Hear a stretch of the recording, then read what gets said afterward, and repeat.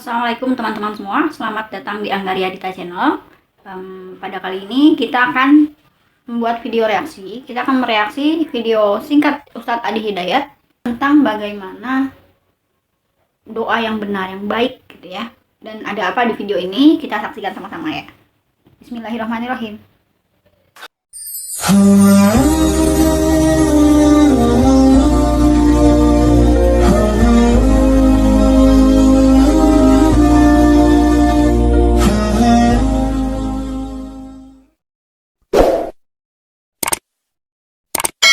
Assalamualaikum warahmatullahi wabarakatuh. Ustaz, saya bekerja di tempat yang tidak halal. Pertanyaan saya, kenapa Anda mendapatkan tempat ini?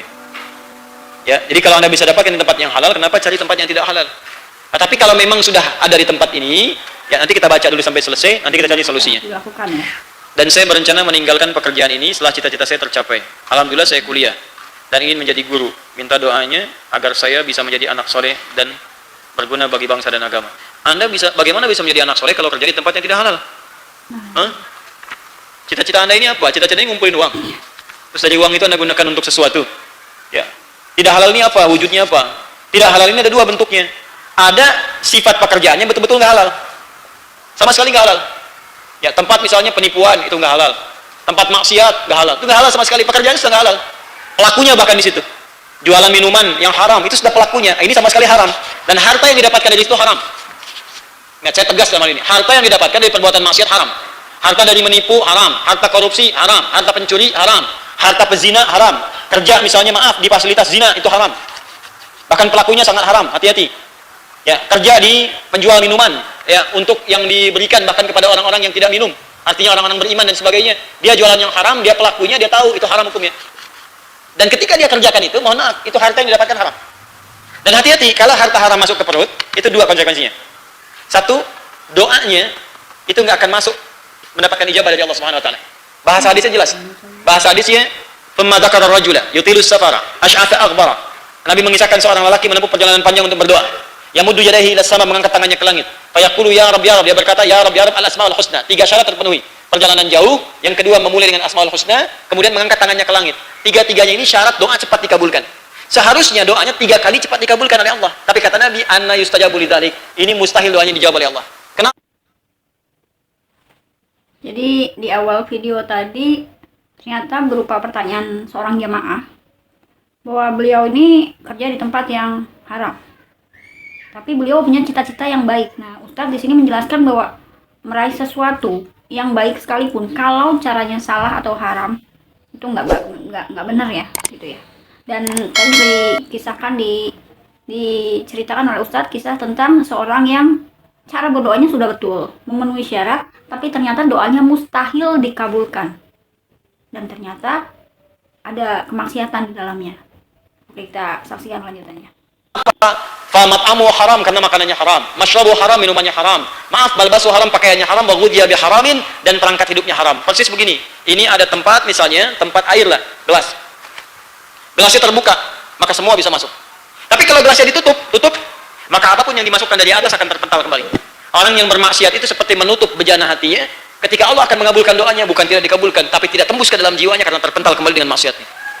Tapi kalau yang dimaksud pekerjaan yang tidak halal ini, maksudnya benda yang dia kerjakan, yang dia terlibat di dalamnya itu tidak halal. Misalkan babi, ada minuman keras, tapi syaratnya itu dijual di lingkungan orang-orang yang bukan muslim.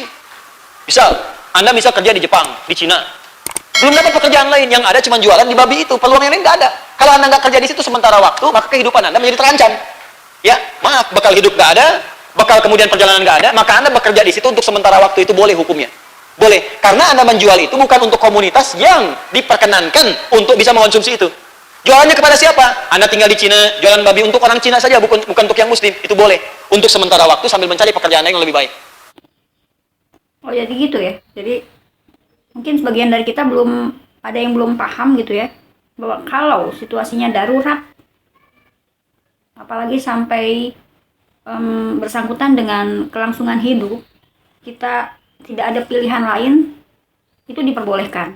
Tapi ada syaratnya seperti yang Ustadz bahas tadi ya. Paham di sini? Nah, kalau di Indonesia ini kan banyak. Ya, maka saya sarankan daripada Anda terlibat misalnya jualan minuman, minumannya haram, tapi yang beli ada orang Islam juga, dia dapat itu karena fasilitas Anda di situ sebagai penjualnya, maka haram hukumnya. Nggak boleh. Cari tempat yang lain. Kalau ini darurat karena memang tidak ada yang lain, maka sambil mencari, cari, kemudian Anda tinggalkan yang ini seketika. Jangan bangga dengan pendapatannya, karena maksiat sebesar apapun tetap haram hukumnya. Ya, rezeki kita sudah teratur, Anda kerjakan yang lain pun akan dapat serupa jumlahnya. Kenapa mengejar yang haram? Allah Ta'ala alam bissawab. Saya doakan sampai menangis darah pun kalau Anda masih begini, ini belum tentu bisa masuk. Nah, tapi saya belum tahu sifatnya seperti apa pekerjaannya. Allahu a'lam. Ya, Allahu a'lam bissawab.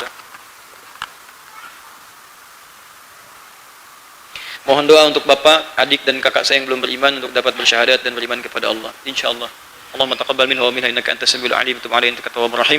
Allahumma hdi ya Allah min a'ilati ya wa'ilatiha ya rabbal alamin wa hdi ila al-islam wa hdi ila al-islam qabla wafatihim. Allahumma nawwirhum ya Allah bil hidayah kama nawwarta ila min ba'di min akhiratiha ya arhamar rahimin wa a'ilatihi.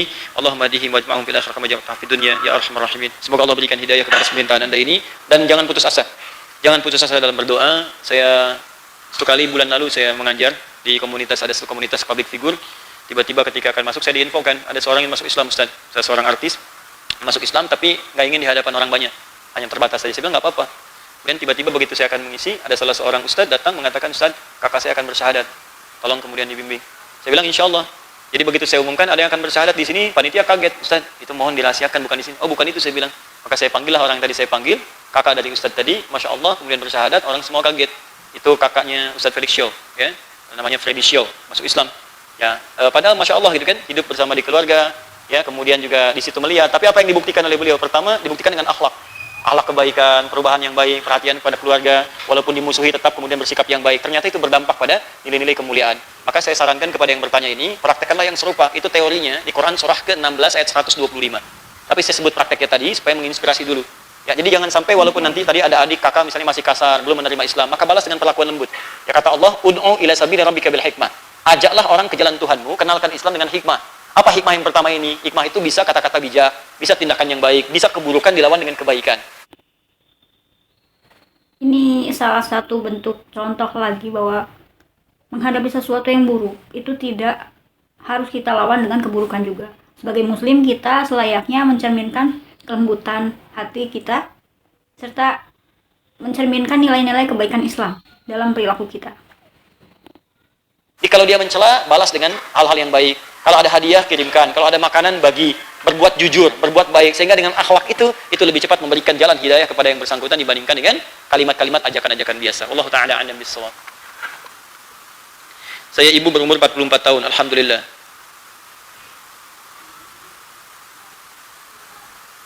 Saya kagum dan suka banget sama Pak Ustadz karena ilmunya yang luar biasa. Apakah saya berdosa kalau saya punya rasa seperti itu?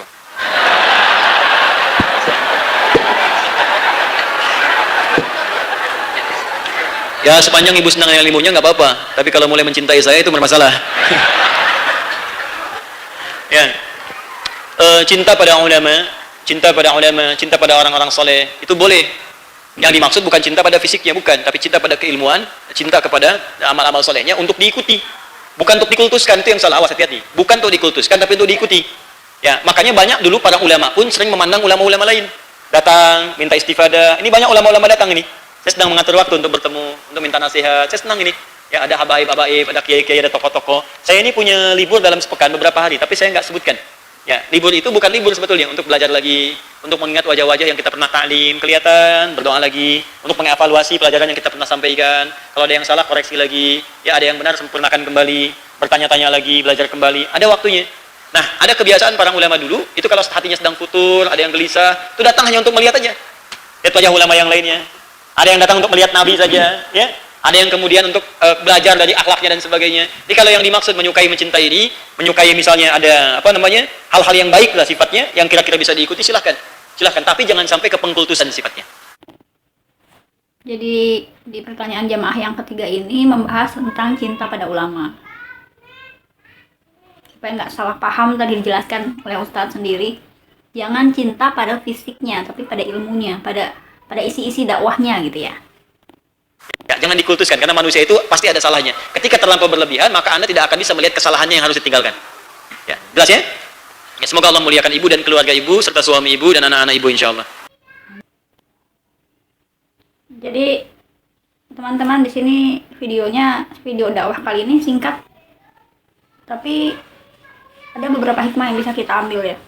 Yang pertama adalah kalau kita dikondisikan bekerja atau beraktivitas di lingkungan yang haram hukumnya, maka sebisa mungkin sekiranya kita keluar dari lingkaran itu gitu. Namun jika kondisinya darurat, apalagi sampai menyangkut kelangsungan hidup misalkan, dan tidak ada pilihan lain lagi, seperti tadi diungkapkan di pertanyaan jamaah kedua, menurut Ustadz diperbolehkan sementara sampai menunggu kesempatan bekerja di tempat lain. Jadi Islam itu sungguh kelembutannya itu sangat lembut, sangat halus, tidak kaku. Dan di pertanyaan jamaah yang ketiga tadi juga dijelaskan mengenai kecintaan kepada ustadz atau ulama. Seringkali kita kagum, kita hormat, kita mengagung-agungkan seseorang, baik itu ustadz, habaib, atau kiai, atau siapapun itu ya, ahli agama. Itu diingatkan lah oleh Ustadz Adi Hidayat ini, bahwa janganlah kita hanya mencintai fisiknya saja, karena itu bisa salah gitu ya. Tapi cintailah ilmunya, isi-isi dakwahnya, nilai-nilai kebaikan Islam yang beliau sampaikan. Baik, jika teman-teman ingin berkomentar, seperti biasa, boleh dituliskan di kolom komentar di bawah, kita sharing-sharing ya. Atau jika mungkin ada yang punya pendapat, pengalaman hidup yang bersangkutan dengan hal ini, atau di luar tema, atau mungkin ada pandangan-pandangan lain mengenai apa yang sudah disampaikan, silahkan tulis di komentar, tentu saja dengan bahasa yang baik dan sopan. Dan jangan lupa sebarkan video ini, share di medsos kalian sebanyak mungkin, agar manfaat dari video-video yang kami tampilkan di channel ini akan semakin banyak orang yang dapat merasakannya. Barakallahu fikum. Wassalamualaikum warahmatullahi wabarakatuh. Alhamdulillah.